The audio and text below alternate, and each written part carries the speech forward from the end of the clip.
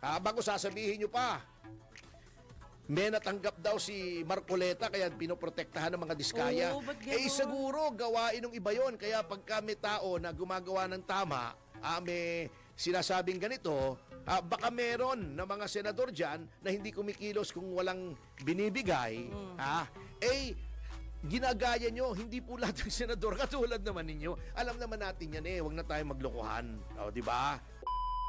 Ako, mabigat. Good morning, everybody! Mabigat ang sinasabi ni Secretary John Vic Remulla. Oh, grabe, no? Oo, Grabe. susunugin daw namin ang Malacanang sa pamamagitan ng lighter.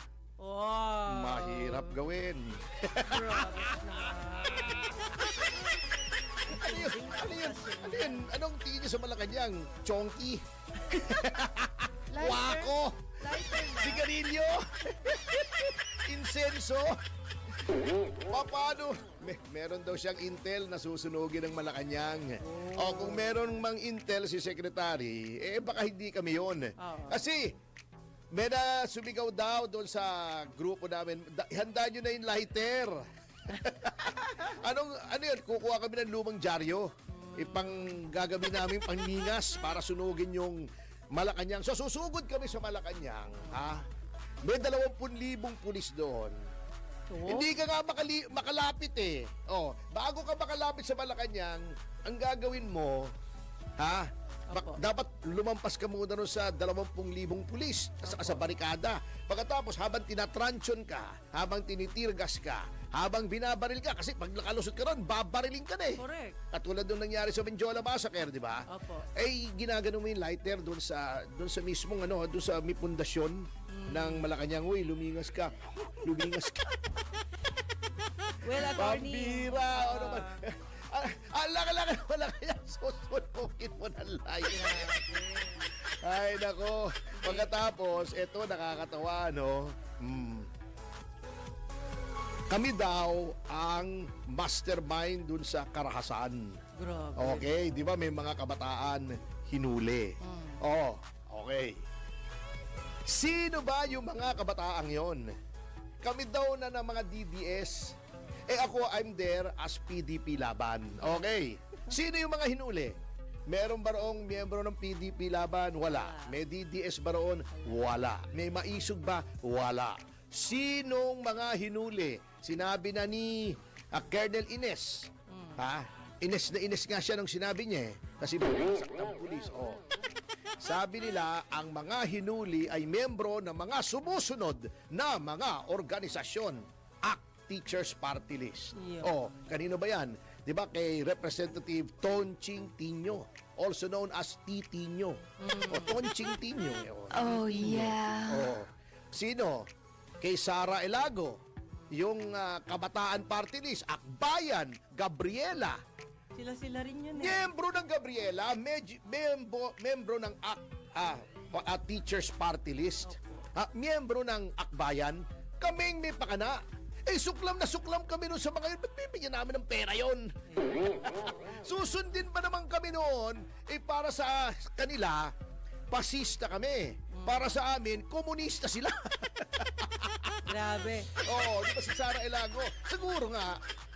At saka isa pa, sinong dumalaw doon sa mga naaresto? Si Ferdy Topacio ba? Hindi si po. Bernie Ang ba? Si Harry Angping ba? Si Vic Rodriguez ba? Si Sara Elago.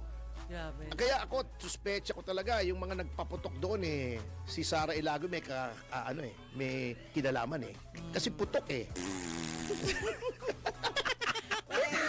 si Remeco, yung kamukha ng staff natin dito. Hindi ba ikaw yung dumalaw? Si Titinyo ang dumalaw. Anyway, attorney. Bago kami may kasalanan, bago lighter, susunugin mo Malacanang. Ang hirap, Lighter yung dala mo? kahit bomba, hindi mo masusunog yung ang laki noon. At saka, lighter, wala namang gasolina. Anong pangniningas namin ng lumang dyaryo? Gusto lang po nun sumikat yung kanyang expose na mali. Ay, naku Kasi naman, nilagay mga picture nyo doon, attorney. Mali! Laging yung intindihin na kayo po yung mga sikat. Eto pa Oh. Eto ang storya, baka hindi nila alam. Nagmarcha kami nakita nga namin may gustong sumama sa hanay namin, sinaway namin at naglagay kami ng marshal sa likod. Ayun. Pagdating namin sa kanto ng Moraita at ng Recto, nagkakagulo na. Nausap namin yung mga pulis, sabi namin, "Sir, hindi namin kasama yan. Aatras kami." Pinaatras kami ng pulis. Okay. Ang sinabi ko pa nung nagtatakbuhan na, sabi ko, walang tatakbo, baka akala kasama kayo. Tama. Alam mo pinagawa ko para walang Tumakbo. pagdudahan sa amin? Pinaupo ko sa kalye. Upo kayo. Upuan sila. Oh. Ibig sabihin, wala kaming kinalaman. Ba't Wala uupo kayong kami kung binayad kami nanggugulo? Meron ba nagbabato nakaupo? May nakita ko nung kawawang pulis, binato siya ng hollow block. Pangalawa, sigaw ako ng sigaw doon, huwag niyong sasaktan Ang mga ang pulis. ating mga kapulisan. Sila'y hindi kalaban, Opo. sila'y kakampi. Ha? Kasama rin sila katulad natin na ninakawan. Bakit nyo sasaktan yung mga tao? Correct. Illogically. Di nakipag-dialogue kami. Pinabayaan kami lumusot kasi nakita nila payapa kami. Mga abogado, mga doktor, Grabe, mga no? estudyante, mga retired na pulis, mga professionals. Walang kaguluhan doon. Mga babae. Parang may buntis pa nga kaming kasama eh. Opo. Ewan ko lang kung sinong bubuntis doon, ha? Hindi kaya si Wenner? Pero attorney, gusto ko lang malaman na may nakita po akong video, nagmo-monitor din po ako. Meron po doon isang bata na may nag-interview na mama na sabing gano'n, ilang taong ka na? Kasi ayaw sabihin yung pangalan niya, ilang taong ka na, taga saan ka? Ayaw sabihin. So, sabi niya 15 years old. Doon sa mata niya, nung naghubad siya ng, ng hood niya, yung pangalawang video is nagsasabi na siya yon, yung 15 years old na nagpapanggap na siya po'y nawawala. Iniwan daw siya ng tiyuhin niya. Ang point doon, may gumagawa ng gulo, katas yung mga bata na tinuturuan na lalapit sa grupo na kunwari nawawala sila. Which is the same person. The Para same malaman person. nyo, walang nanggulo ron sa grupo namin. Okay, pangatlo, tuwing ini-interview ako ng media, ang lagi kong panawagan, payapa po Opo, tayo. yun. Ang tunay na Pilipino, hindi nananakit ng kapwa Pilipino. Sapagkat hindi tayo magkalaban, iisang uri, iisang lahi, iisang Opo. ating pinaglalaban. Anti-corruption, ba't mo sasaktan yung pulis? Galit din sa corruption yun, maniwala ka, marami ako nakakausap ng mga pulis. Suklam na suklam din sila. Eto nga, meron nga dumadaan doon sa EDSA nung sinasabi namin, bumusina Yes. para sa hustisya. Pulis ka rin, nabigla yata isang pulis, binaba yung bintana, Salamin ganun niya. siya. Sabi ko, ito mo to, pulis to, baka may, nasa loob lang, baka may makakita sa'yo, madisiplina ka, kasi hindi ka dapat nakikisali Kumbaga sa mga nakikisama, ganyan. Yung mga pulis nga, nag-prayer rally, Opo. di ba, sa loob ng Aguinaldo. Opo. Para anti-corruption, payapa lang. Walang reason. Kaya hindi ko malaman kung ano yata Ang hanapin yung gumawa ng video na yun, poster. Sino ba ang mahilig gumamit sa kabataan na nire-recruit sa NPA? Yun. Sino bang mga enablers? Di ba yung mga grupong yan? Eto bakit kami ang pagbibintangan? Kaninong grupo ba ito nagsabi nito Ito to Hindi na justify yung violence.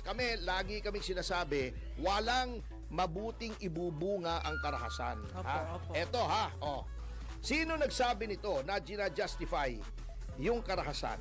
Babasahin ko. Bilang matibay na patotoo Opo. Ito Ito ang nagsabing dapat ay may karahasan. Itong si Jerry De Gracio. Yan. Ito Ito. Si Jerry De Gracio, sabi niya, kung dahas ang forma ng pahayag ng mga tinatawag ninyong squatter at batang hamog, yan ay dahil matagal na silang biktima ng dahas. Gina-justify niya. Ayaw ko sa karahasan, sabi niya Opo. Kunyari pa. Pero hindi ko i-invalidate. Hindi ko i-invalidate ang dahas ng mga biktima. Ng dahas na bunga ng korupsyon na nilalabanan natin ngayon. Anong ibig sabihin nito? Ayaw niya ng dahas, pero hindi ko sinisisi yung mga gumagamit ng dahas. Okay lang gumamit ng dahas. Sino yun? Kami ba yun? Si Jerry De Gracio. Itong imbestigahan nyo. Bakit kami? Yung mga dumalaw, ang imbestigahan nyo. Pambihila naman kayo, Bakit kami ang pagbibintangan nyo? Ang dumalaw si Sara Elago. O mga tao namin yun, dinalaw namin yun. Yun. The mere fact na dinalaw nila, ibig sabihin, sila ay kaisa noon. Yun. Mga tao nila yun. Magkakilala Inamin na rin sila. nila na sila may pakana noon. Ba't mo dadalawin? Yan. Diba? Kayo naman. Bago, sinabi na nga ng pulis, Gabriela, Akbayan, Act Teachers, At saka silang mahilig gumamit ng mga Bata. minor de edad. Sila nagre-recruit sa NPA. Dahil sa batas nila. Dahil sa kanilang mga legal front organizations. Yan. Hindi ba yung isa nakuhanan ng litrato? Merong hammer and sickle, yung bandila ng komunismo. Bakit Doon nga kami? nabuking eh. Komunista ba kami? Centrist kami. Admittedly, left of center. Social democrats kami. Opo. Pero hindi kami sosyalista, hindi nga kami sosyalista, komunista pa. Di ba? Yan ang hirap eh. Masakit po yung Yan mapagbintangan. ang tinatawag na mema. Ako hindi nasasaktan kasi alam kong walang kalokohan Yes. Wala kang Pero yung kinalaman mga dyan. naniniwala, I'm sorry, imbestiga naman po kayo. Huwag kayong basta naniniwala sa mga fake news. Kasi ang dami ho niyan ngayon, lalo na mag-eleksyon na naman. Oo. Yun ang target na yan eh. Alam nyo, Kengkoy nga sketchy report pala bago sasabihin nyo agad kami. Sketchy nga parang sapatos ko yan, Skechers. Ay, nako talaga, kaya kasi- hinugot sa puwet Yes. Mm. Nagagalit nga rin si Atty. Peralta Wala akong magawa. Oo nga Sabi ko. sino ba namang, hindi, ako natatawa. Kung sinasabi ng mga kwan, sabi ko kasi dati, may candlelight vigil kaming binalak. Pero Opo. in-scrap na namin dahil ang weather report nga iuulan. Opo. Pangalawa, sabi ko, wag na kayong magdala ng kahit Useless. na ma-misinterpret pa. Opo. Kasi baka sabihin, pang sindi pa ng Molotov yan, never mind. Siguro may mga hindi nakakuha ng word, sinabi, yung mga lighter nyo. Kung ikaw ay manununog, di ba dapat ang dalangan mo, sulo. Yes. Molotov. Nasaan ang Molotov namin? Sana kinapka pa nila kami lahat, wala silang Yun. mapapala. At sinabi namin, pagdating namin sa Mendiola, sabi namin, mga kapulisan, wala kayong dapat alalahanin sa amin. Sabi ko kay General Aberin, nandyan siya para Opo. patutuhanan ako. Sir, programa lang kami, 5 minuto, then organized dispersal na kami. Ayun. Pagkatapos, kumana na kami, kung nakarap pa sa Malacanang, di ba kanan tong Opo, Mendiola, opo. papuntang National Teachers College. Yes. Nagpahinga lang ako doon sa isang coffee shop kasi basang-basa yung t-shirt ko damit talaga. nyo. Hindi dahil sa dahil na water cannon kami sa pawis. Oo. Sino ba namang hindi papawisan? 2.8 kilometers yun, from Liwasan to Mendiola. Ang ginawa ko ng dilihensya ako ng paper towel, ginanon-ganon ko lang yung t-shirt ko. Then kami, si Bong, yung sasakyan ko hindi makapasok nandun sa Nicanor Reyes. Nag-tricycle kami. Talaga. Yung tricycle na gawa ng Bombay, ng Indians. Nag-tricycle kami papunta roon. Yun ang pangyayari. Well, totoo yan, Atty. Ako naniniwala naman ako eh. Tsaka ba't Eh, masisiraan yung pangalan mo sa ganyang bagay lang? Oo nga, ako abogado ko, ha. Kaya po. Ako, baka tumakbo ko sa 2028. Bakit ko sisirain yung pangalan ko? Sa yun. totoo lang, hindi naman tayo ipokrito ha. Bakit ko sisirain yung pangalan ko? Ma-involve ako sa dahas? Yun. Walang ganun po. Kami sa PDP Laban at yung circular ni Acting Chairman Alcusi ay very clear po, very clear. Iwasan ang dahas. Nandito pa sa akin yung circular sa lahat ng PDP members.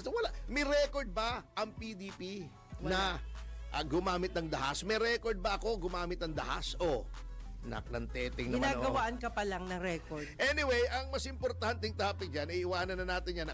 Actually, diniscuss ko lang yan dahil nakakatuwa lousy talaga tong ating pamahalaan. Parang ito, alam nyo, napakahilig mag-shortcut ng ating administrasyon. Not only yung mga nasa administrasyon, kundi pati rin yung mga kaalyado nito. Kita nyo. Kahapon, nakakatawa, si Ping Lacson kinwestiyon. Kasi Yes. pa naman nagbigay siya ng opinion Correct. na mas credible daw si Hernandez kaysa kay Diskaya. Okay. Alam nyo, hindi naman po either or yan mga kasama. Hindi yan pagka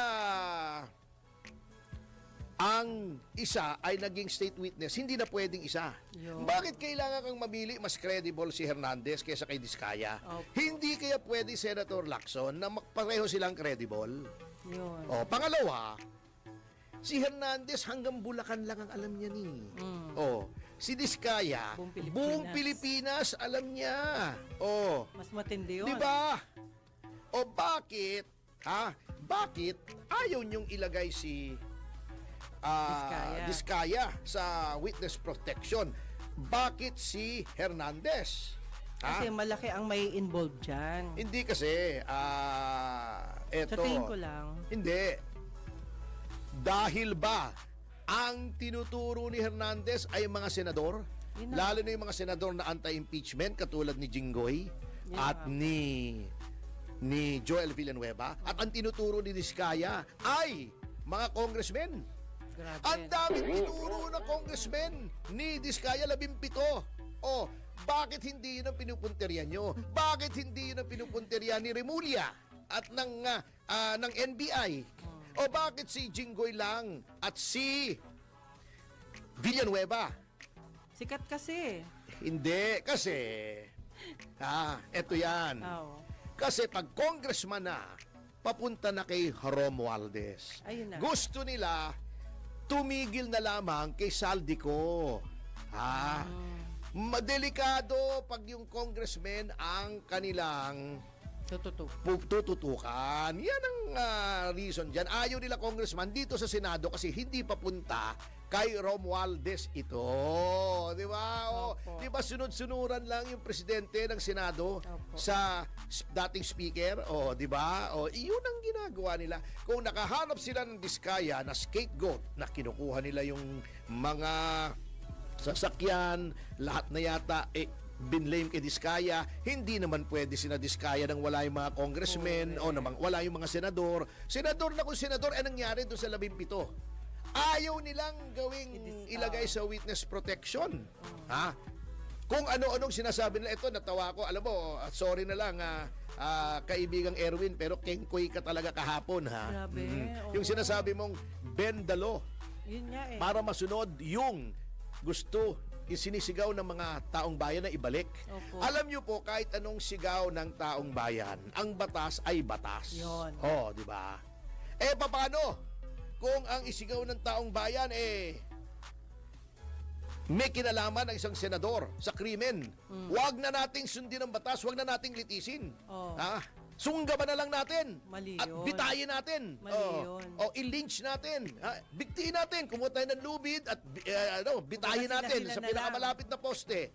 Tama ba yun? Mali Hindi po. ba medyo process? Hindi mo pwedeng i-bend ang law na Senator Erwin Tulfo dahil lamang in the heat of the moment may sinisigaw yung ibang tao. Correct. Nag-ibalik.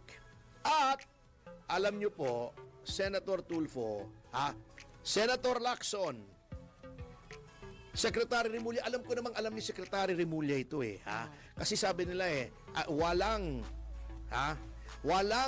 hihigit pa sa kabulagan kesa yung nagbubulag-bulagan. Alam nyo naman, number 1, na wala iyang restitution sa Witness Protection Program, sa PD 749 at saka sa Rule 119 Opo. ng ating Rules of Court. Bakit? Bakit wala ang restitution? Sapagkat ang pakay po nitong mga Whistleblowers Act, yung mga whistleblowers regulations, rules, adjective rules, ay para magkaroon agad ng witness. Kung gagawin mo yung restitution, kekwentahin mo pa yan. Magtatagal. Opo.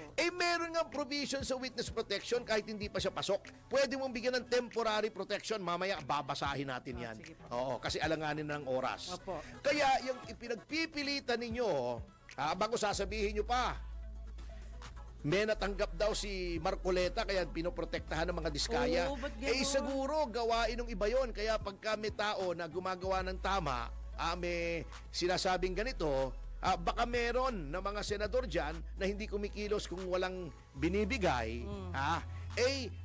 ginagaya nyo, hindi po lahat ng senador katulad naman ninyo. Alam naman natin yan huwag na tayo maglokohan. Di ba? Mali po. Kaya gusto niyang protektahan ng mga diskaya para ma-encourage yung ibang whistleblowers. At hindi matakot. At hindi matakot. That is the purpose kung bakit may mga batas tayo favoring or not favoring, protecting the whistleblowers. Yan. At sa notang yan mga kasama ay magbabalik ang